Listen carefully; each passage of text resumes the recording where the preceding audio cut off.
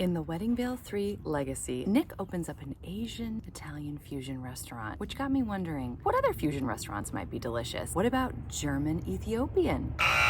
No. What about French Mexican? No. What about Canadian American? Wait, that's basically Hallmark. Okay, there's nothing wrong with that combination. Hey, it's B. Welcome to my channel, and today we are talking all things Wedding Veil 3 Legacy. I'm happy to sum up the movie, then we're going to talk about the romance, whether or not it gave us those Valentine vibes. We're going to talk about the things that made us cringe or moan, followed by a rating and a ranking. Also, I'm going to open up a new segment, B's Fantasy Sequel. Only this time we're going to talk about another potential trilogy and what we would like to see. Without further ado, let's get started. So the fabulous Alison Sweeney plays Tracy. She works in New York City at an auction house. She has a work husband named Stanley who is just adorable. They are so funny together. I thought I was laughing throughout with him. They find an incredible piece from Emma Lazarus, which is it's a poem called The Colossus, which is on the Statue of Liberty.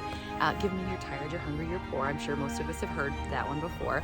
But they want to sell this at auction. The problem is there's a man who wants to buy it, but he locks everything away in a vault. So it's now Tracy's mission to see if she can get someone to buy it who will be willing to donate it to a museum so everyone can enjoy it. So that's what's going on in her work end. Meanwhile, she's got the veil. She and the gals have decided that she's the one that gets to hold on to it next to see if maybe she'll find some love. She and Finn have been a little rocky for a little bit of a time, and he gets an offer for a job in LA. Well, you can see that they really have a lot of love for one another, but their careers are taking them in different paths and they have to say goodbye. So Tracy's kind of wary of the idea of finding love at all, and she doesn't know that she really believes in the veil. In any case, she goes ahead and takes the veil to a place to get it fixed, and who does she bump into but the gorgeous Nick? They have a really fun sparring match, and you realize, oh my gosh, this movie is going to be so much fun. Now the auction has a big event coming up, and they need a caterer. So they actually end up at Nick's restaurant, and they will wind up using him, against Tracy's will,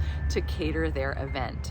Now, Tracy has to work with Nick to figure out what they're going to make. And man, are those some great scenes where they're making food together. She's tasting what he has to offer. Nick has some things going on in his career too. He's about to open a brand new Asian Italian fusion restaurant. Right now, he's in an Italian restaurant that he works at with his sister, who I adore. I love that woman. She was in All for Love, playing the best friends. I just love her. Also, his mother was in Pumpkin Pie Wars. She's one of the most gorgeous women I have ever seen. Those eyes, I love her. And then his grandmother, he actually starred with her in 5 Star Christmas too. She is the best. And when I saw that those ladies were his family, I could not have been more excited. The party goes off beautifully. Everybody loves Nick's food. Nick's actually there, and they get to bond a little bit more, and she shows him some beautiful sapphire earrings that she's had her eye on. Turns out at the end, he buys them for her. And then even more crazy, they happen to be the earrings that Ariana wore in the painting. How about that? Tracy's mom owns an art gallery, so Tracy agrees to help Nick find pieces for his new restaurant. And then Nick knows someone who might be willing to buy the Lazarus poem so that it won't be put away in some vault. They've gotten so close. So many wonderful things have happened that they've gotten to share. But unfortunately, when Nick decides to kiss Tracy, you can tell the sparks are flying. It's so romantic, it's so magical, but it scares Tracy, I think, a little bit because still all the feelings are fresh with Finn and she's just not quite ready, or at least she thinks she's not. In the end, Tracy sees the error of her ways. She realizes her feelings for Nick and she decides to go for it. She goes to his new restaurant looking a little disheveled, but the emotion she has, I found myself tearing up. He totally forgives her and they have this great kiss, and then of course we cut right to the wedding where all the gals are together. But holy cow, we find out that Nona, Nick's grandmother, is the granddaughter of Claudia, who was of course the love child of Amici and Ariana. I just couldn't believe it. After she gets married, has the most beautiful ceremony. Oh, by the way, Peter was at this wedding. I was so sad that Paolo wasn't there. I was so hopeful, but Emma kind of explains it away and says he had to catch the next flight. So at least we got Peter, I guess. But anyway, the wedding was lovely, the song was beautiful, and I just was so emotional when the ladies decided together to give the veil to Nona, who she said she would share it with her daughter and her granddaughter. And she said they would all be dancing at each other's weddings. Would that not be so cute if each of those ladies wound up having the veil and finding love? Oh my gosh, I would love that. I'm gonna put in a word now. Let's pair up Nick's mom with the head butler from Butlers in Love, right? In any case, the ladies end up toasting together at the very end, and it was just the perfect ending to the perfect trilogy, and I'm really sad that it's over. So because it's a February movie, I have to ask, did this give us those Valentine vibes? And the answer is no. But do we care? No. Let's talk about the romance.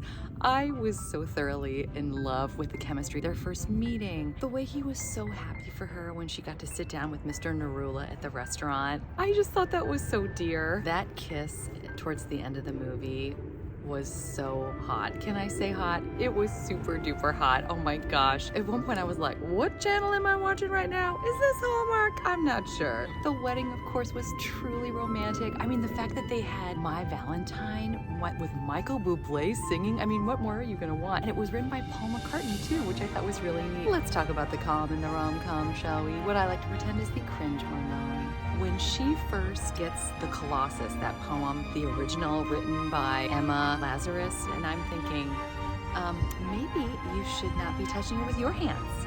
Let's not get our lovely oily fingers all over this beautiful piece of history, shall we? You'd think that working in an auction house and dealing with so many antiques that she would be used to putting on maybe a pair of white gloves or something, but I was surprised that that didn't happen. At one point, she actually gets angry with Emma and Avery over the fact that they keep thinking that Nick and she are such a great pair, which was such a shame, but you realize her feelings are so fresh with Finn, so you gotta understand, but I did like seeing the gals fight, and I was so glad when they made back up. When Tracy tells Nick after their kiss that she doesn't think that she could even move slowly with him and she has to say goodbye. Oh my gosh, I just felt so bad. And you can tell that she really did have something special with Finn. She spends the movie saying goodbye to people and they're just like technically goodbyes. They're just so much more than just a small goodbye. So let's talk about the rating. I just thought this movie was so perfect. It ties everything up in a beautiful bow. You actually get more time with the girls together than you're used to in the other two movies, and you just see their friendship and the fact that the three of them are in the final scene together. I just thought that was perfect because it really is about them and their stories. You know, it reminded me a little bit of Little Women, I have to say. I loved the romance. I loved the restaurants and the food, and I loved Peter Webster and his sweaters, and I just loved the whole thing. I just thought it was beautiful. So I'm going to give this 5 hearts. So now comes the part that I'm dreading. Don't make me do this, guys. Don't make me do this. I'm going to rank it. I'm going to have to rank it up against Wedding Veil 2. Wedding Veil 1 was my least favorite. I gave Wedding Veil 2 and Wedding Veil 3 both 5 hearts. So maybe can we just say that they're tied for first place and Wedding Veil 2 is in second? No, we can't do that? Oh, okay. I'm going to do this. I'm going to throw it back at you. I'm going to say that they're both in first place. Wedding Veil 2 and Wedding Veil 3 are tied for first place. Wedding Veil 1 is coming up second. But what I will say is this, leave a comment and tell me how you would rank these 3. Because I can't do it. I just can't. I can't put 2 and 3 against each other. Okay, so now we come to the news segment. B's fantasy movie sequel. Actually, it's going to be a fantasy trilogy for this. I would love to see Nick's sister Carly, who now is in possession of the veil, get to find love. And let's have 2 other women that are relative newbies to Hallmark. Like, we've seen them, but they've always been a little bit in the background. My fantasy second gal would be the woman who plays Lacey Chabert's sister in Christmas at Castle Hart, Allie Hardiman. And she could be Lacey Chabert's sister again, and she is such a great comedy gal. I just think it would be so fun to kind of go that route.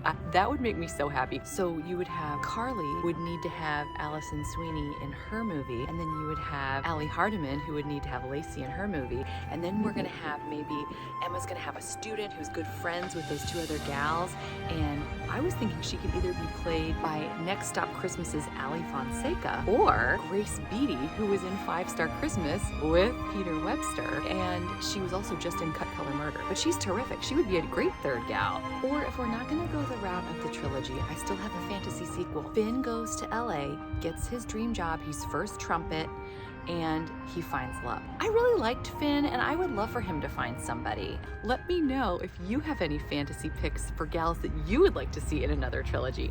I know we're not really writing any of this stuff, but you know, maybe somebody from Hallmark sees this video and thinks, oh, that's a great idea, let's do it. So you know what? We've got good ideas, right? Okay, well, that's it for me. I hope you enjoyed this, and I hope you didn't mind that there were car sounds and dog sounds and someone's hammering something and then my son was involved. but I really wanted to be outside because it's a beautiful February day, which just never happens. So thanks for putting up with all that. I hope you're having a great day, and I hope to see you again soon. Man, we've got Welcome to Mama's coming up next weekend, which I'm really excited about. And I've got some other content here in case you're interested, but otherwise, I hope you're doing well. And again, because it's Loveuary, I have to say, I hope that you get all that your heart desires. Thanks so much. Bye.